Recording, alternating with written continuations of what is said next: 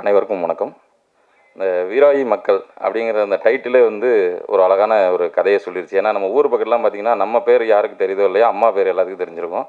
இப்போ நான்லாம் வந்து எங்கள் அம்மா பிரேமா மயன் தான் தெரியுமே தவிர, வெங்கட்னா யாருக்குமே தெரியாது. அப்படி தான் இருக்கும். அது மாதிரி இந்த வீராயி மக்கள் படத்தோட அந்த டைட்டில்லையே சார் வந்து அந்த வாழ்வியலை சொல்லிட்டாரு.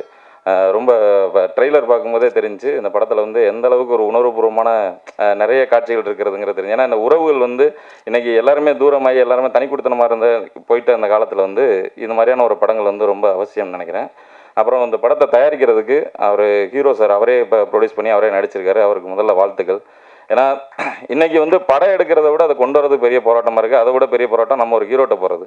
ஏன்னா இன்றைக்கி நம்மளுக்கு ஒரு விசிட்டிங் கார்டு தேவைப்படுது. ஏன்னா நம்ம எடுத்தோன்னே எந்த ஹீரோ நம்மளுக்கு வாய்ப்பு கொடுக்க மாட்டாங்க. அப்படி நம்ம ஒரு சின்ன படங்கள் பண்ணிட்டு தான் நம்ம அடுத்த கட்டத்துக்கு போகிறதுக்கான வாய்ப்பு இருக்கும்போது இந்த மாதிரியான படங்கள் வரும்போது இவர் மூலமாக இன்னும் நிறைய இயக்குனர்கள் நிறைய பேர் இந்த இண்டஸ்ட்ரிக்கு வருவாங்க. ஏன்னா அது அது இப்போ சின்ன படங்கள்லாம் நிறைய ஜெயிச்சுட்டு வர்றதுனால அது மாதிரி இதுவும் ஒரு பெரிய படமாக மிகப்பெரிய வெற்றி பெறும்னு நினைக்கிறேன். ஏன்னா இந்த பாட்டோட முதல் ஃப்ரேம் பார்க்கும்போது எல்லாரும் மாயண்ட குடும்பத்தார் சொன்னாங்க. எனக்கு ஒரு படம் ஞாபகம் வந்துச்சு. அது தென்மேற்கு பருவக்காற்று. அது அந்த அம்மா சாங்கை கேட்கும்போதே கள்ளிக்காட்டில் பிறந்த தாயேன்னு அந்த முதல் ஃப்ரேம் பார்க்கும்போதே எனக்கு அப்படியே அவ்வளோ ஒரு ஃபீல் ஆச்சு. தெக்கத்த சன்னாடு வந்து அவ்வளோ சூப்பராக அந்த பாட்டு இருந்துச்சு. அதுக்கு தீபன் சக்கரவர்த்தி சார் அவர் வெறுமனே ஃபேஸ்புக்கில் அவர் போடுற பதிவுக்கு மட்டும் லைக் போட்டுகிட்டே இருப்பான். அவர் ரொம்ப பழக்கம் கிடையாது. இங்கே தான் அவர் ரொம்ப சூப்பராக இருக்குது. அது மாதிரி அதுக்கப்புறம் எழுதுனது யாருன்னு கேட்கும்போது இயக்குனரே எழுதியிருக்காருன்னொன்னே அந்த வரிகள்லாம் கேட்க கேட்க அவர் எந்த அளவுக்கு இந்த உறவுகளை நேசிச்சிருப்பார் இந்த ஊர். ஏன்னா இந்த வீராய் மக்கள் தெரியுது அவருக்கு. அவர் பேர் சொல்லும்போது இங்கே கைத்தட்டுறதுலே தெரியுது மொத்த வீராய் மக்கள் இங்கே தான் இருக்காங்க பிறகு. அந்த அளவுக்கு ஒரு பெரிய ஒரு ஃபேமிலியை அந்த ஒரு சந்தோஷம் இருக்குல்ல. இவங்க முன்னாடியெல்லாம் நம்ம ஒரு மேடையில் நிற்கிறதுக்கு தானே எவ்வளோ போராட்டம் எவ்வளோ அசிங்கம் தான் நம்ம அவமானத்தை சந்தித்தாலும் இந்த ஒரு கைத்தட்டல் இந்த அப்பா அம்மா முன்னாடி நம்ம சொந்தக்காரங்க முன்னாடி பரவாயில்ல போய் ஒரு வழியாக டேரக்டர் ஆகிட்ட பிறகு அப்படின்ற அந்த வார்த்தைக்கு தான் நம்ம இவ்வளோ போராடிட்டு இருக்கோம். அது நாகராஜ் சாருக்கு வந்து மிகப்பெரிய ஒரு வெற்றியை கொடுக்கும். ஏன்னா சாரை வந்து நான் அடிக்கடி வந்து டீ கடையில் மட்டுமே தான் மீட் பண்ணுவோம் நாங்கள் ரெண்டு பேரும். எங்கேயாவது பார்த்தா சார் எப்படி சார் இருக்கீங்க என்ன சார் போயிட்டுருக்கு இவ்வளோ தான் நானும் வரும். அப்போ இந்த படம் முடிச்சுட்டு போஸ்ட் ப்ரொடக்ஷன் போயிட்டு இருக்கும்போது எனக்கு ஃபோன் பண்ணுவார். சார் நீங்கள் கிலா டி எங்கே பண்ணீங்க? சரி எதுக்கோ கேட்குறான்னு பார்த்தா என்னன்னா பட்ஜெட்டுக்கு வேறு ஒன்றும் கிடையாது. இப்படி கம்மியான பட்ஜெட்டில் எடுத்திருக்காங்கன்னு அவங்க தேடி தேடி பண்ணியிருக்காங்க. சார் அதை கேட்டுகிட்டே இருப்பார். ஏன்னா ஒரு படம் எடுத்து முடித்தோடனே தயாரிப்பாளர்கிட்ட கொடுத்துட்டு நம்ம மாட்டுக்கு ஒதுங்காமல் அந்த படத்தை இன்னும் பட்ஜெட்டில் பண்ணுறதுக்காக அவர் அதை தூக்கிட்டே தெரிஞ்சது எனக்கு தெரியும். ஒவ்வொரு விஷயத்தையும் அவர் ஷேர் பண்ணிட்டே இருப்பார். அது நாகராஜ் சாரோட வெற்றி வந்து அவரை மட்டும் இல்லை அவங்க ஃபேமிலிக்கும் எல்லாருக்கும் ஒரு பெரிய வெற்றி அந்த படம் அமையும்.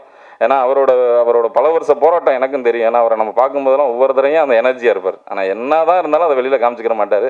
அவர் ஒரு மென்மையான மனசுக்காரர். அதே மாதிரி இந்த படம் ஒரு உறவுகளை சூப்பராக கொண்டு வரும்னு நினைக்கிறேன். அதே மாதிரி தீபா அக்கா பேசுனது வந்து சூப்பராக பேசினாங்க. அக்கா வந்து நானும் மந்திரப்புனையில் வந்து அவங்க நடிச்சிருந்தாங்க. அதனால் எனக்கு நல்லா தெரியும் அந்த அக்காவை. அக்கா வந்து என்னென்னா நடிப்புக்குனே பிறந்தவங்க. அந்த மாதிரி கேரக்டர்லாம் இப்போ உதாரணத்துக்கு சொன்னார் சார் மாயண்டி குடும்பத்தார். நீங்கள் உண்மையிலே யாரையும் அழுக வைக்கணும்னா அந்த அக்கா சீனை போட்டு காமிச்சா கொஞ்சம் நேரத்தில் அழுக வச்சலாம். அழுகலைன்னா அவருக்கு அது வியாதின்னு அர்த்தம். அவ்வளோதான். அந்த அளவுக்கு ஒரு மாதிரி எமோஷனலாக அந்த அக்கா சொன்னதில் ஒரு விஷயம் என்னென்னா நீங்கள் எங்கள் நிறத்தை பார்த்து நீ வந்து ஏதோ படிக்காதவங்க கேரக்டராக கொடுக்காதீங்க. நான் நல்லா படிச்சிருக்கேன். நீங்கள் நல்ல தமிழ் டீச்சர் கேரக்டர்லாம் கொடுக்கலாங்கிறத அக்கா ஒரு ஆடிஷன் மாதிரி இங்கே சூப்பராக ஒரு அழகாக அற்புதமாக பேசி காமிச்சாங்க. அதே மாதிரி மேடையில் இருக்கிற எல்லா இயக்குநர்களுக்கும் என்னுடைய நன்றி. தன்னட்டி இயக்குனர் சார், பேரரசு சார், வேலராமதி சார். அவர் வந்து என்னென்னா எல்லாரும் நடிகரை பார்க்குறேன். அவர் மிகப்பெரிய எழுத்தர். ஏன்னா நடிகரானதுக்கப்புறம் நம்ம எல்லாருமே நம்மளுக்கு நடிகராக தான் தெரியும். அவரோட எட்டுத்திக்கு மதையான குற்றப்பரம்பரையாக இருக்கட்டும். இன்றைக்கும் அதை படிக்கும்போது அவர் அதே மாதிரி அதெல்லாம் விட அவர் ஒரே ஒரு டைலாக் வந்து பயங்கர ஃபேமஸ் ஆயிடுச்சு. காலையில் எந்திரிச்சோன்னா இளந்தாரி பையன் எப்படி இருக்கணும் அது ரீல்ஸ்லாம் போட்டு ஃபேமஸ் ஆக்கி விட்டு அந்தளவுக்கு சார் வந்து ஒரு அற்புதமாக நடிச்சிருக்காங்க. அதே மாதிரி மறைந்த மாரிமுத்தண்ணன் அவருக்கும் அவர் இருந்தாலே அந்த இடம் சூப்பராக இருக்கும். அவர் இந்த இடத்துல மிஸ் பண்ணுறோம், நாங்களும் மிஸ் பண்ணுறோம்.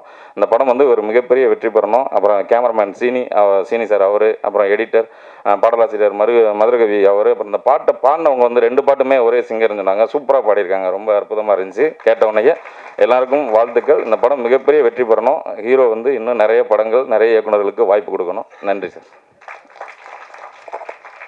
நன்றி சார். அடுத்து நாம் பேச அழைக்கிறோம் சினிமா விமர்சகராக விவரம் அறிந்தவராக இருந்து வரும் கேபிள் சங்கர் அவர்.